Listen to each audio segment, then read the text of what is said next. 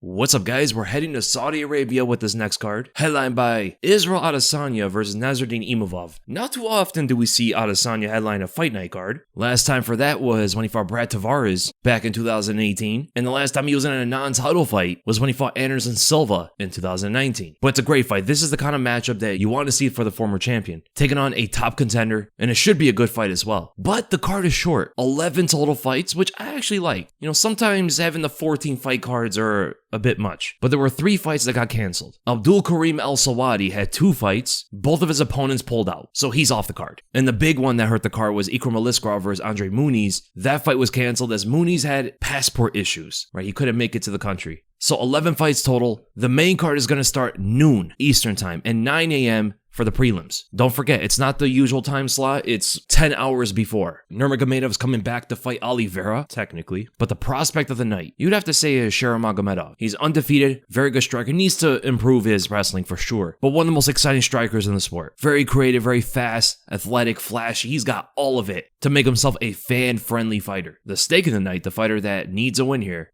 is Mayra Bueno Silva. She's on a 2-fight loss streak, winless in her last 3 fights because she had the no contest against Holly Holm. And if she loses the Jasmine Jasudavicius, she could be like 1 loss away from being cut from the UFC. But the fight is at flyweight, so it's a lighter weight class for Mayra Bueno Silva. The fighter of the night is, of course, Israel Adesanya, is one of the biggest stars of the UFC, former champion, biggest name on the entire card. And honestly, with him in the main event, it makes the card a lot more exciting. But the banger of the night, the most explosive, fun fight on the card, I think is Sergei Pavlovich versus Jairzinho Rozenstruik, because sometimes Rozenstruik doesn't have exciting fights. Sergei, though, brings the fight to his opponent, so it's 100% going to be a fun fight, and most likely ending by a ferocious knockout. The sleeper of the night, the most underrated fight on the card, Nurmagomedov versus Oliveira, is this weekend, the fight we've been waiting for. We haven't seen Nurmagomedov fight in a very long time, and he's actually coming back to fight Oliveira. Bro, this is as close as we're going to get to Khabib versus Charles, isn't it? No, but it's actually a very good fight. I think it's Said Nurmagomedov versus Vinicius Oliveira. Both those fighters are very good. Said has a technique. Oliveira has the attributes. He's very strong and powerful. Should be a good fight. And then the fight of the night, I think, is the co-main event. Shara Bullet versus Michael Page. This could go down as one of the best striking matches of 2025. And we're only in January still. It's hard to imagine many other fights where it's going to have better striking than this one. That's going to be an exciting fight, man. Cannot wait for it. And with that, let's go to the first fight of the card. Hamdy Abdelwahab and Jamal Pogues. I'm going to go with Hamdy. Even though he's only 3-0, he literally only has 3 professional fights. The guy's very big. He's very powerful. He can scramble somewhat well for a heavyweight. He throws out overhands and hooks, and it's not unfamiliar for Jamal Pogues. You know, his last opponent fought that same kind of way when he fought Thomas Peterson, throwing overhands and hooks and all that sort of stuff. But the other thing is, too, Hamdy also fought a very similar opponent to Jamal Pogues because Jamal is good with the jab. He's fast with his hands. Not too different to Dontel Mayes, who also has decent cardio. He wins most of his fights by decision. He's got a decent jab. He's long with his punches. And Hamdy beat him, but he did test positive for steroids. And I think he tested positive again after that, but they said that one is from a tainted supplement. So if we get the same kind of Hamdy that showed up when he fought Dontel Mayes, I think he should win this fight as well. So I'm going to go with Hamdy by a second round knockout, but it could go to a decision. It'd be interesting if he tries to take the fight to the ground. And then we go to the featherweight division between Bogdan, Grad versus Lucas Alexander. I'm going to go with Bogdan. I think he's more well-rounded. He has insanely good submissions. He literally pulled a triangle choke from top position, went to his back, triangled his opponent, turned it into an armbar, very quick submission transitions. Lucas Almeida's getting better with his Brazilian Jiu-Jitsu as well. But the thing is, both guys are strikers by trade. Both guys like to stay standing and fight it out in a technical striking chess match. Bogdan has very powerful kicks. He has good punching combinations, good on the offensive. Whereas Lucas Alexander likes to be moving back and looking for those long counters because he's a very tall and long featherweight. Not as good moving forward as he got knocked out by Sergei. When he stunned him, he went forward, throwing out the kick, he fell on his back. When he was trying to get back up, Sergei knocked him out with a hook and finished the fight on the ground. But the thing about Lucas Alexander, even though he has good long kicks, he has a good jab, he has a good counter hook, he does lift his chin above his punches. So a good overhand from Bogdan could land and knock him out. But he has to time the counter punches of Lucas Alexander in order for his own punches to land. If Bogdan takes the fight to the ground, it increases his chances of winning the fight. So I'm gonna go with Bogdan Grad by a decision. I think with Jasmine versus Mayra Bueno Silva. She's moving back down to the flyweight division and now has a lot more experience fighting the best fighters in the world. The last time she fought at flyweight was a loss to Menifura, and now Menifura is one of the best flyweights, right? She's a top contender, going to be fighting for the title. So not a bad loss for her. She's strong, she's athletic, powerful, has good jiu-jitsu.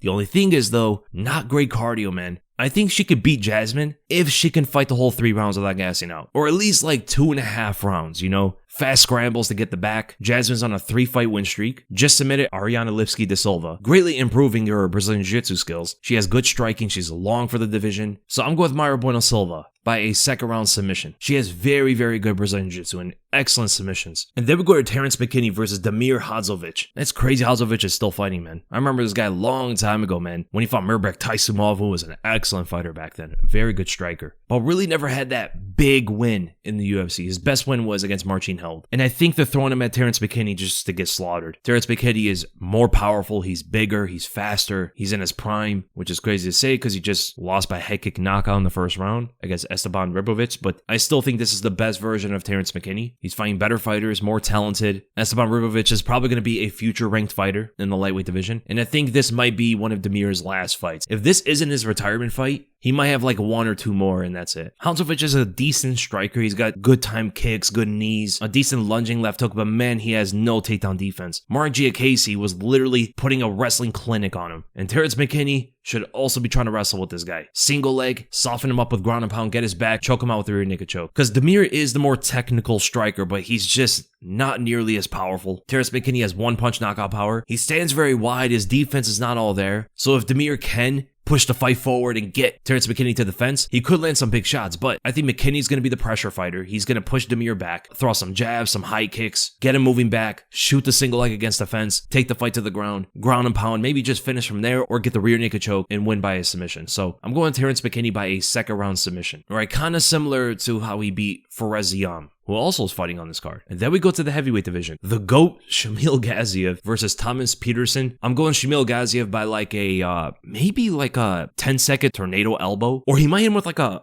downward elbow. Maybe like tomahawk him. The Gaziev special right there. Tornado tomahawk elbow. Nah, but Gaziev should definitely win this fight. How can you be a blob and expect to beat the blob king? Shamil Gaziev is better than him everywhere. He's a better striker. He's a better grappler. He has better wrestling. Maybe not cardio. Maybe. Thomas Peterson did beat Mohammed Usman, but no. Thomas Peterson doesn't have anything for Shamil Gaziev, in my opinion. Shamil beats him everywhere. So I'm going to Shamil Gaziev by a 3rd round TKO through ground and pound. And then we go back to the featherweight division. Muhammad Naimov versus Kaan Ofli. I'm going with Muhammad Naimov. He's the better striker of the two. He has better wrestling. Kaan Ofli is a very aggressive fighter. He keeps going forward, pressures his opponent, throwing big hooks and stuff like that, but doesn't have much striking defense. He kind of just runs into his opponent. That's how he got knocked out by Myron Santos. Literally tried to just exchange punches with him. He was at the end of the opponent's punches. Muhammad Naimov has a 4-inch reach advantage, and he's 2 inches taller. You have to go with Muhammad Naimov. He has good kicks, he has decent footwork, good counter punches, good hooks, decent head kicks. I think Kaan Ofli is going to run into some of those shots and get knocked out. So Muhammad Naimov by a 2nd or 3rd round knockout. And then we go to the main card. Ziam versus Mike Davis. Bro, why doesn't Mike Davis fight more? This guy fights like once a year. It's crazy. And he's really good. Like, Mike Davis has real talent to be a ranked featherweight. But this is not going to be an easy fight for him. Ziam seems to be in his prime now. He's on a 4-fight win streak. Just knocked out Matt Frevola with the knee. Remember when Frevola's coaches told him, turn around? And when he did turn around, he ate a knee to the face by his much taller opponent and got knocked out. Ziam has good footwork, long punches, long kicks, sticks behind a jab wall, has good high kicks. But I don't know if his defense is enough to stop Mike Davis's combinations. I think Mike Davis is a more technical striker. The reach might be an issue, but if he can get in closer for Ziam, he should absolutely light him up with his 2 to 3 punch combinations. When he fought Mason Jones, he was ripping the body shot, going up to the head with the overhand, uppercut left hook combos, good footwork as well he showed in that fight, moving in and out to draw the opponent's attacks forward, exits laterally, and finds takedown opportunities on those same angles as well. Very good scrambler, excellent rear naked choke like he got in his last fight against Natan Levy. I think Ziam is outgunned in this fight. He needs to keep the reach on him. He needs to constantly move away. He cannot let Mike Davis get in close. If Mike Davis gets in close, he might KO Ziam. Not only that, if he missteps, as Mike Davis is moving on angles, he might get taken to the ground. I mean, Matt Frevola got a takedown for Ziam. He doesn't have the best takedown defense. So I can see Mike Davis also wrestle, take the fight to the ground, and get a rear naked choke win. So I'm going with Mike Davis by a 1st round submission. The biggest battle is going to be fighting the reach of Ziam. He's also a good technical striker as well. After winning this fight, Mike Davis get like 3 fights this year. What is this fighting once a year thing? The guy's so talented. He's such a good fighter. He's well-rounded, excellent technique, decent fight IQ. Like, he has everything to be a ranked featherweight, but he just doesn't fight enough. And then we go to Said Nurmagomedov versus Vinicius Oliveira. So Said Nurmagomedov did not even fight once in 2024. He had 3 fights scheduled. He was supposed to fight Montel Jackson and Daniel Marcos. He pulled out of 2 of the fights.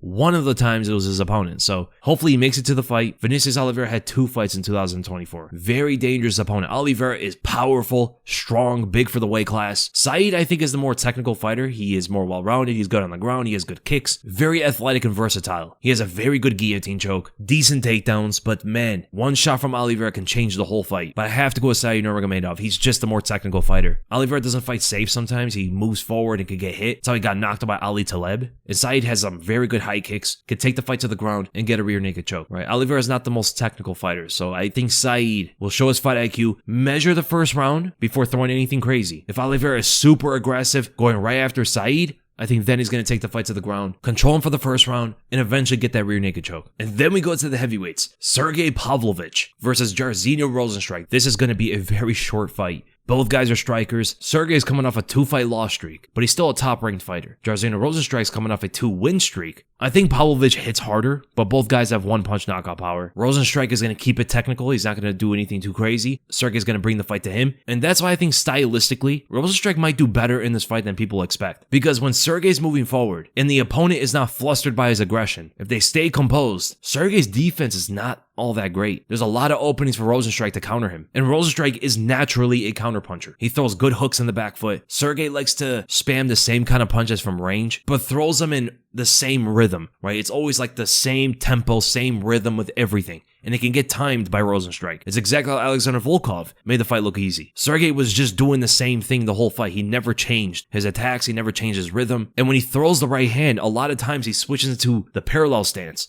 because he also expects his opponent to trade punches with him. I think Rozenstruik's going to look to counterpunch him, not get into a brawl. So I wouldn't be surprised if Rozenstruik actually wins this fight. He counters Sergei with a left hook and knocks him out. But, I'm going Sergei Pavlovich. I think the big thing that he has in this fight is the reach. I think it's a big reason as to why he will land his punches moving forward to Rozenstruik, because having an 84-inch reach against an opponent who likes to pull back is an excellent recipe for success. It's very hard to pull back on a fighter who has a 6-inch reach advantage and has 1-punch knockout power. And Sergei's not going to be throwing wild punches the way Francis Ngannou did. Ngannou didn't need to throw punches like that to win the fight. He could have just like doubled up on his jab, get Rozenstruik to pull back, and then blast him with the right straight, knocking him out. And I think that's something that Sergei can also do. Fake the jab first to measure. Rozenstruik gives him that reaction of pulling away. Sergei then throws the jab to extend it and line up his right straight, knocking Rozenstruik out. So I'm going to go with Sergei Pavlovich by a first-round knockout. Whether either fighter wins, I don't see it going 3 rounds. And then we go to the co-main event, Shara Magomedov versus Michael Page. This can be one of the best striking matches of 2025. This is like a ninja fight, like a video game match of Street Fighter or like Mortal Kombat or something like that. Spinning attacks like crazy, double spinning back fists, lunging punches from like a mile away, tornado kicks, spinning elbows. Every flashy striking technique we've seen in MMA is probably going to be thrown in this fight alone. I cannot wait, man. This is the best fight on the card. 100%. I don't know who's going to win, though, because even though they're both very flashy strikers, they don't strike the same. They have a different style. Shara Magomedov is more of like that Muay Thai style, whereas Michael Page is that traditional striker with the karate base. Michael Page feints a lot, and then he'll just extend that long jab and straight from long range to knock his opponent out. Shara Magomedov in the UFC hasn't been a fast starter, and that was especially shown when he fought Antonio Tricoli. That's a big advantage for Michael Page. Michael Page is a much faster starter than Shara Magomedov. If he wants to knock him out, it's probably in the first round, because Magomedov gets better throughout the fight. He gets his reads, he finds the openings for his flashy techniques to land, and I think because Michael Page usually throws the same kind of techniques, he relies on that long straight right. I think if the fight goes to the 3rd round, if Michael Page does not get the knockout earlier, Shara Magomedov might counter him and knock him out. Shara Magomedov, I think, is more versatile with his techniques. He throws actually more stuff than Michael Page, which is crazy. So I think stylistically, because Shara Magomedov moves back, he likes to stay close to the fence sometimes, it'll allow Michael Page to dictate the range and the pace of the fight. And Michael Page is a faster starter. I think stylistically, he should win the fight. I'm going to go with Michael Page, although it's a very close fight. I think sure Magomedov is going to be looking to kick those legs, but every time someone throws a leg kick at Michael Page, he flies over it with the right hand to knock his opponent out. And I can see that landing on Shara Magomedov. But even though Magomedov is a bigger fighter, it's not going to matter as much unless he wrestles. Right? Because sometimes, even being the smaller fighter, it gives you a speed advantage in the striking. And in striking, speed kills. Michael Page is as fast as they come, and if you give him an even bigger speed advantage, I don't know if Shara Magomedov is going to react to the punches as quickly as he thinks he can. Not only that, his counter punches sometimes come out winging, arms straight out. There's not like that classic hook form. Sometimes he'll throw haymakers in the back foot, and as you know, straight punches beat looping punches. I think stylistically, it's a great fight for Michael Page, but at the same time, both guys are high-level strikers. Shara Magomedov is so versatile, he might throw some crazy kick out there and just KO Michael Page. It's that wild of a fight. But I'm going with Michael Page by a second round knockout. I think he lands that straight right, drops Shara Magomedov, finishes on the ground with ground and pound.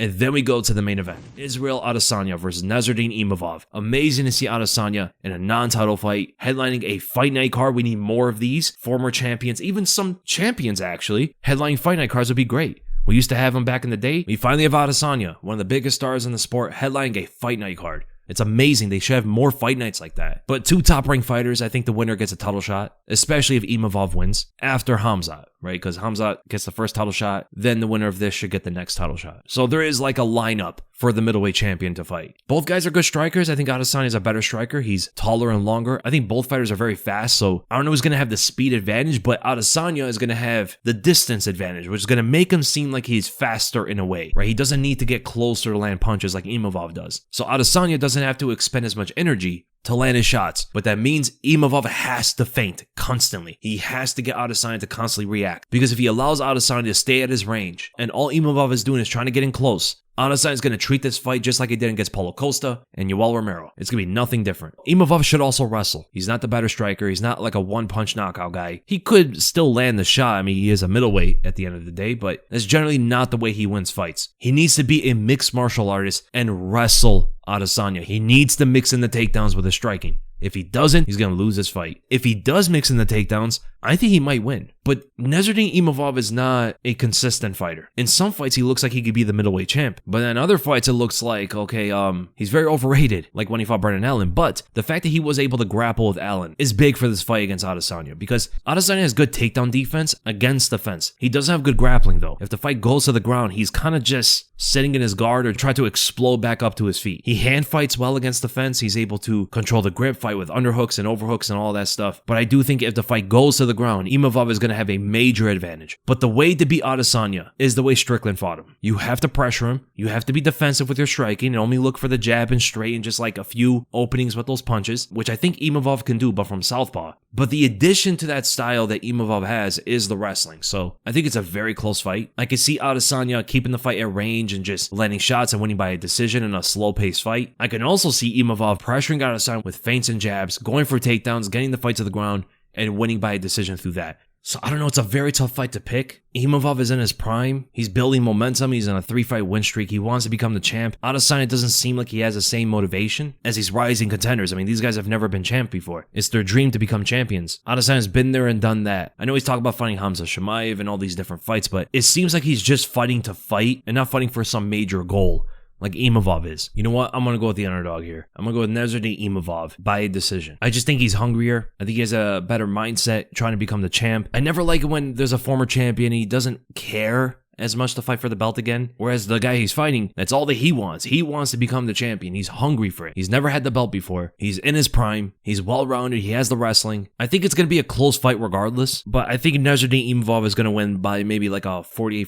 scorecards, winning 3 rounds out of the 5-round fight. He's good defensively enough where he doesn't run into the counter punches, which is going to make the fight slower, right? Because if an Adesanya will try to win by decision just throwing jabs and leg kicks. But the thing is, can he throw those same leg kicks when his opponent can wrestle? This is another decent wrestler that he's fought. He has fast punches, fast movement, athletic fighter, hits decently hard, scrambles very fast on the ground. So because of that, I can see Imavov pushing Adesanya back. And anytime Adesanya explodes forward, Imavov is going to shoot a double leg, taking him to the ground, and he could get a rear naked choke. Because Adesanya does like to give up his back sometimes. I mean, that's what he did to Dricus. Adesanya was able to reverse him by prying open one of the hooks. I don't know if Imavov is going to make that same mistake, right? He's most likely learned from the Dricus fight with Adesanya and saw what he has to do to beat him. So I'm going to go with the underdog here, Nassourdine Imavov by a decision. decision. Should be an excellent and competitive fight. And with that, let's go to the betting odds. So, main event, Nassourdine Imavov is a plus 130, 135. Adesanya is like a minus 155. I can agree with that. It's a close fight, but I think Imavov is going to win. Shara Magomedov is a bigger favor than that. He's a minus 192, minus 180, minus 190. Michael Page like a plus 145, plus 150. Very competitive fight, but I do like those odds for Michael Page. Sergei Pavlovich is like a minus 300 against Jairzinho Rozenstruik. I don't know, man. I think Sergei should win, but they both have so much punching power, and Sergei can get wild sometimes, runs into a counterpunch and gets KO'd. I think Sergei is going to win, but I wouldn't bet on those odds for Sergei. Nurmagomedov, like a minus 162 against the plus 136 Vinicius Oliveira. Yeah, I agree with those. Naimov, big favorite, minus 300 against Kaan Ofli, who's like a plus 240. I agree with that. Mike Davis, minus 142 against a plus 124. I think he should be a bigger favorite, but I can agree with that. Shamil Gaziev, one of the biggest favorites on the card, minus 340 against a plus 270 Thomas Peterson. That'd be a good fight for a parlay. And the biggest favorite on the card is Terrance McKinney, minus 500 against a plus 360